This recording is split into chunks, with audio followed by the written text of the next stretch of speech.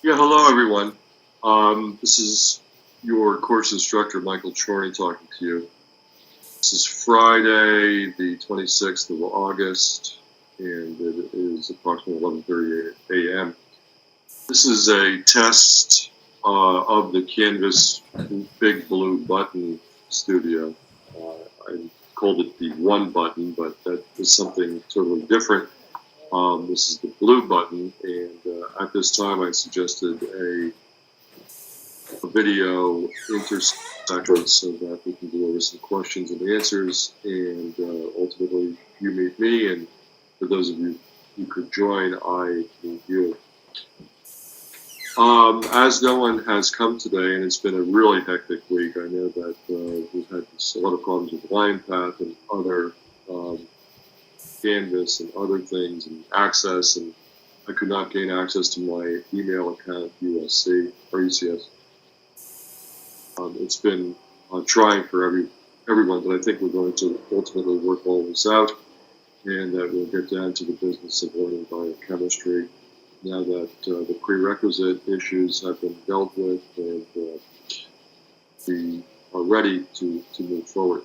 I'm going to record this, and this is really a trial for me, and to see what actually the output of this is. It's been a big learning experience this morning trying to figure out the Big Blue Button Studio, but we'll ultimately, I think, work the kinks out, and this will be a nice addition to your learning. What I'm doing right now is giving you a little bit of an overview, or I will. I hope that you've begun your reading. We'll be using the Volatility Pratt book, edition 5, as I mentioned. We started out, Sean Pyle and I, to put together the teams or groups, as they're called, and how do you work within your groups to do your homework. And in the future, your homework will be due at 5 o'clock on a Friday, one homework set of answers per group, and we'll reassign the groups based on the attrition that we suffered this week. So stay tuned. You have until Monday at 5 for both the homework submission as well as for the taking of the quiz for Chapter 1. I'm going to just go over, I'm going to give a try here and see how this works. I'm going to switch from webcam meeting to a lecture, and maybe, if all goes well, you'll see the Chapter 1 figures in front of you, the introduction to the chemistry of life. I'm going to go through these quickly and basically highlight some of the concepts that I would like you to take away from this. Keep in mind that Chapter 1, and I do say so as well in my lesson 1, it really is a collection of a lot of different things related to the fundamentals and foundations of biology that ultimately support not only general biology, but certainly structural biochemistry as well, which is the crux of this course. And as we move through, the authors talk about the composition of biomolecules and our famous CHNOPS with the addition of all sorts of other atoms, call them elements. Sorry about that. Elements is the right appropriate term here, but potassium, chloride, sodium, calcium, etc., in addition to the basic C, H, N, O, P, and S, something to remember. And again, the basic atoms, elements, ultimately contribute to the generation of organic molecules that arose very early in Earth's history. And, of course, throughout that period of primordial Earth, we went from a highly reducing environment to one in which we were generating and freeing up oxygen, so that things were changing, molecules were reconforming and reconfiguring through the input of energy, both atmospheric as well as aqueous hot water vents and electricity, etc., was providing the energy to resort the basic elements of the Earth's crust and atmosphere to generate new organic molecules. So that's the message that we want you to take home from the introductory elements of this chapter. Of course, one of the big things in biochemistry. Biochemistry is breaking things down and building things up in an aqueous environment. Most often, we will see the participation, we could almost even say probably exclusively as a hydrating medium of the cell, and even extracellularly. So water is important, and most reactions ultimately center around either pulling out of water, the loss of it, or the introduction of water, or ultimately breaking down. So hydrolysis as well as condensation with water either being put into the reaction and stabilizing the ends of large macromolecules or being pulled out as molecules are brought together. A reaction between carboxylic acids and that hydroxyl group of the carboxy element functional group, and the amino group of a variety of substrates, including the participation of both acidic and basic amino acids as part of the catalytic site of enzymes. So this is a basic tenet that you need to carry with you, not only till graduation, but beyond as well. Again, macromolecules are building blocks, and they're arranged in unique configurations. Not only macromolecules, but certainly when we think of in terms of proteins, comes immediately to mind, but the 6.4 times 10 to the 9th base pairs of a diploid cell as well, comprised of bases that are attached to the phosphate ribose backbone. So simple individual molecules being created by unique combinations of elements, giving rise to very, very unique and complex configurations of macromolecules, proteins, nucleic acids, complex lipid molecules, alkanes with the carboxylic acid ends, and carbohydrates with a whole variety of combinations thereof, glycolipids, glycoproteins, modifications of all and every macromolecule to some sort of degree or another with certain biological relevance and basis to them.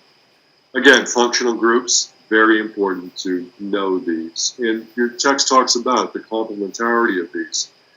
Have the amino group interacting with the carbonyl group, the CO group. And everything in biology on this earth is basically the attraction and repulsion based on electrons. So opposites are attracting, and that attraction is due to this force called electronegativity, which I think is something you need to know. Oxygen pulls electrons toward its nucleus, and the carbonyl group has a general atmosphere of negative charge around that element of the carbonyl group. Likewise, the amino group has a net positive charge. It has two free electrons that oftentimes will attract the proton, and depending again on the solvent and the nature of the pH of that solvent, but certainly that gives rise to a very nice attraction. Case in point, A to T and G to C, the hydrogen bonds of bases within double-stranded DNA. The carbonyl and amino group is very, very important, as is the attraction between the protonated nitrogen and the free nitrogen between the rings. So again, the attraction of opposite charged molecules and their elemental atoms because of the pull of electrons either toward their nucleus or ultimately being pulled away from the nucleus because of the addition of the very important proton. So electronegativity and the aqueous environment and pH of the solute is very, very critical for this complementarity to occur. And what we're seeing in biochemistry, the whole basis for biochemical activity, whether it be structural or enzymatic, is the attraction or repulsion between forces. Most often we're thinking attraction. We need to pull the substrate into the pocket of an enzyme. We need to bring anneal two strands of DNA together to form a double-stranded helix that folds packaged into the nuclei of our cells, all 10 to 100 trillion of them, or into the nucleoid of the genome of a simple microorganism. So certainly know these. They're going to be very, very important. There should be a reintroduction to these very important functional groups. Again, polymers, protein, nucleic acid, polysaccharide, and lipids. Lipids have unique structures to them. So when we say triglycerides, or we get more advanced and we're thinking chylomicrons, which are a combination of both triglycerides, cholesterol, other complex lipidaceous molecules and proteins. So I kind of view them as this element of macromolecular in nature of this category, but certainly not the simple building blocks linking end to end to generate a larger structure. Lipids are slightly different, but nonetheless play a very important role in cells of all sorts, from the lowest prokaryotes, the archaebacteria and eubacteria, all the way up to metazoan cells with membranes and a variety of intracellular organelles. As we move forward, I think that some of this is a lot of this should be reviewed. Phylogeny and life is something custom to, and ultimately we get to the point where we talk about thermodynamics. And this is a little bit of an introduction. We go very quickly in the chapter over thermodynamics, but we go over the first two laws, that energy is neither created nor destroyed. It's converted through work, a variety of ways, mechanical, chemical, electrical, so all sorts of forces that are operative to ultimately create work. And work is very intimately associated with heat. So energy into an open system and molecules and other things exchange with the environment, come out, open system being a human being. But we obey the laws of thermodynamics. So I mentioned the first one. The second one basically is that the entire universe is moving toward a greater entropy or disorder, which means the number of ways we can actually describe all of the combinations, the infinite number of combinations that we can describe, with also a probabilistic or statistical element associated with this, the molecules that comprise a galaxy, a star, a planet, the cell, etc. So we're constantly moving toward greater randomness. We call that entropy or disorder. And the cell is basically something in which we ultimately maintain order. Since time immemorial, we've maintained order, membranes and proteins, and the movement of proteins at particular sites within the cell, and all the enzymological activity of the cell through linked reactions that ultimately generate stored or use stored energy to drive reactions that ordinarily would not be energetically favorable. Excuse me. I think in this chapter I want you to look at Table 1, the formula for the Gibbs free energy and its relationship to enthalpy and entropy. Look at it, review it, ruminate, meditate on it, and go back and think about it, because this is the basis for biophysics, for more advanced studies of complex systems, but it's the basis for all of life on this planet. Energy in, energy stored, energy used to drive reactions that may not be energetically favorable. Now, I would look at this table here and look at delta H and delta S and understand what their signs mean with respect to endergonic and exergonic reactions. Endergonic, a reaction that requires the input of energy against unfavorable forces, and those that are exergonic that ultimately proceed spontaneously, which means it's not happening immediately. It could go slowly, but it is proceeded in a particular singular direction. The rusting of iron is slow, but it is spontaneous in the oxidative environment of the atmosphere. And it will take place without significant input of energy in the cellular unit of monetary exchange is the molecules of ATP and GTP.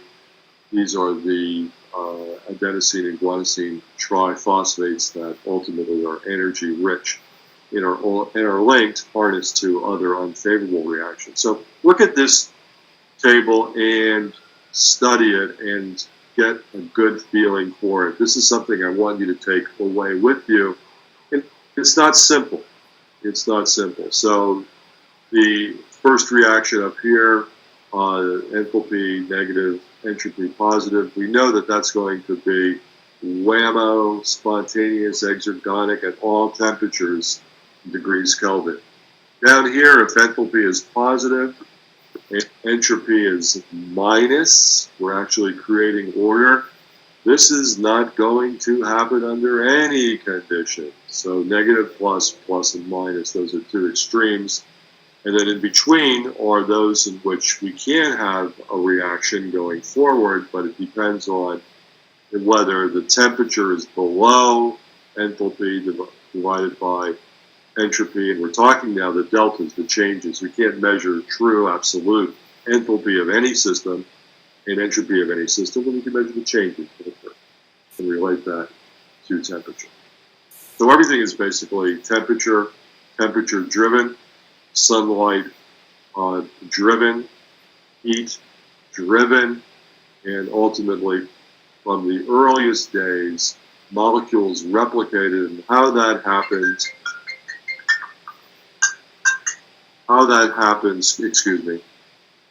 is clearly something you're going to have to grapple with. I still do it all the time. And since that first molecule replicated somewhere on the planet, we've never stopped. And we've harnessed reactions that drive that replication, and it's never slowed. It's never stopped. And we've used nucleic acids as the foundation of heredity. Of course, natural operating on the imprecise replication of nucleic acids that constitute genomes to basically drive the maintenance, the continuation of a chain of living creatures of all sorts, great diversity, including Homo sapiens. I'm going to end there, and this is just a short intro. I'm going to see if this worked, first of all, folks. I hope the technology indeed will allow you to listen to what I had to say in this extemporaneous presentation of a sort of mini lecture. Let me just try to go back webcam meeting and see if I get my face there. Hopefully you'll see me. But this gives you an idea of what the first chapter is about. Now in your homework and the quizzes, we go a little bit further in delving into the mathematical, the quantifiable side of delta G, delta H, and delta S.